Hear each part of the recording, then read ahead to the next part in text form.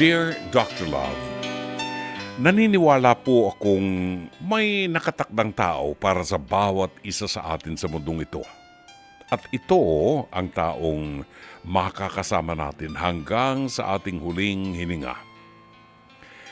Pero sa edad kong ito, meron pa kayang taong makakasama ko habang buhay?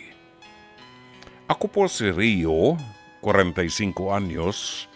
Meron po akong 3 anak pero almost 8 years nang hiwalay sa asawa kahit kasal pa rin kami. Meron na po siyang pamilya at tuluyan na rin niyang tinuldukan ang ugnayan sa mga anak namin. Mula noon, mag-isa ko na pong itinaguyod ang pagpapalaki at pagtutustos sa mga anak ko. Oo, mahirap pero kinakaya. Kinakaya ko lahat para sa mga anak ko. Nasa college na po ang panganay ko, nasa high school naman ang pangalawa, nasa grade 5 naman ang bunso. Alam kong balang araw, makakaraos din kaming mag-iina at matutupad ang mga pangarap namin. Manifesting, sabi nga nila.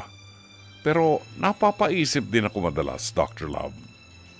May times na nangangarap akong may kasama sa buhay, yung bang may kaagapay ako at pwede kong maging shoulder to lean on. Hindi naman niya kailangang suportahan financially ang mga anak ko. Ang gusto ko lamang naman ay magkaroon ng partner na nariyan at maging inspirasyon ko rin. Alam kong inspiration enough ang mga anak ko, pero iba pa rin kasi kapag mayroon kang kapartner na nagpapasaya sa iyo at nagpapatibok ng puso mo. Yung bang kahit konting kumusta lang at may naghahanda sa pagkain mo kapag pagod ka, yun bang aalalayan ka at papayuhan ka kapag alam niyang may problema ka? Yung bang may kayakap ka sa mga sandaling kailangan mo ng comfort sa gitna ng mga problema? In short, gusto ko ng companionship, Dr. Love. Alam ko namang magkakaroon ng kanya-kanyang pamilya, mga anak ko balang araw at magkakaroon sila ng sariling tahanan. Gusto ko rin kahit hindi kami madalas magkasama, meron naman akong partner na kasama sa buhay. Pero yun nga, sa edad kong 45 anyos, may nakatakda pa kaya sa akin, Dr. Love? Aasa pa ba ako?